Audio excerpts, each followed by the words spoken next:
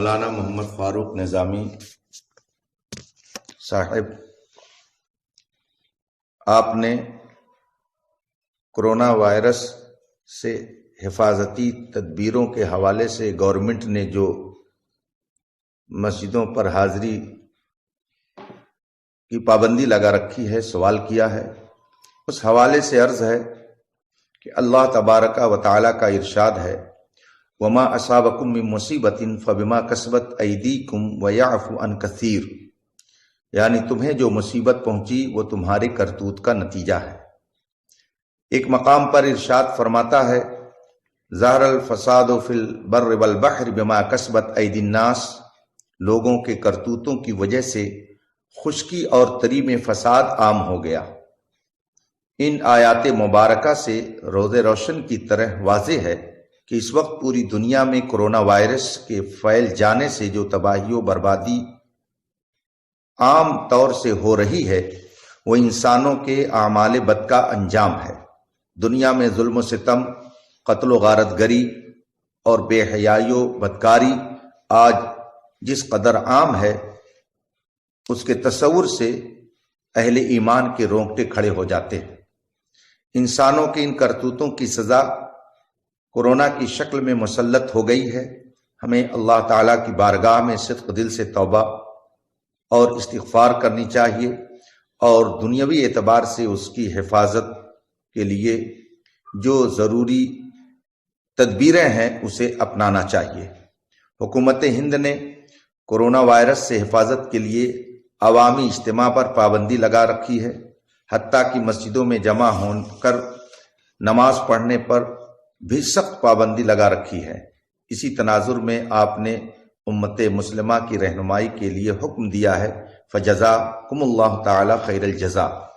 شریعت اسلامیہ کے مطابق مسلمانوں کے لیے 5 وقتہ نماز باجماعت مسجد میں جا کر ادا کرنا واجب ہے، مگر آج جب حکومت نے سخت پابندی عائد کر رکھی ہے، حتیٰ کہ مسجد جانے پر امام و مؤذن اور ٹرسٹی حضرات کے خلاف FIR وغیرہ تک درج کر دی جا رہی ہے، تو مسلمان اس حالت میں معذور ہیں۔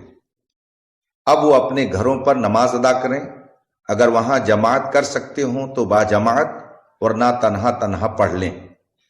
یہ حکم 5 وقتہ نمازوں کے لیے ہے، مگر خاص کر نماز جمعہ کے لیے کچھ تفصیل ہے۔ کتب فقہ میں نماز جمعہ کے فرض ہونے کی ایک اہم شرط یہ بھی ہے کہ آدمی پر حاکم وغیرہ کا خوف نہ ہو۔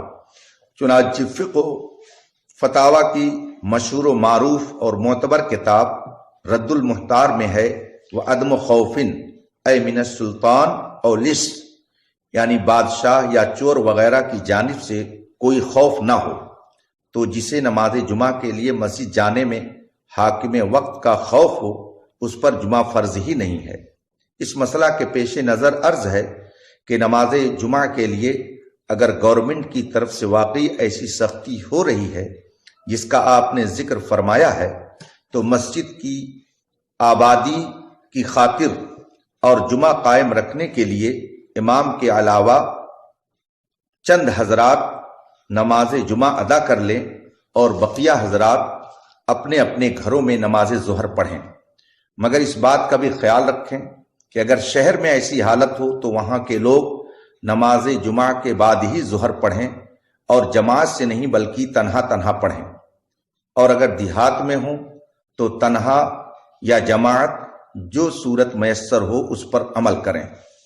آخر میں دعا کرتا ہوں کہ رب تعالیٰ اپنے حبیب پاک علیہ تحیت و ثنا کے طفیل اس وبائی مرض سے دنیا کی، خصوصاً ہمارے ملک عزیز ہندوستان اور مسلمانوں کی حفاظت فرمائے، اور ہم سب کو عدل و انصاف قائم کرنے اور اچھے اعمال بجا لانے کی توفیق بخشے۔ السلام علیکم۔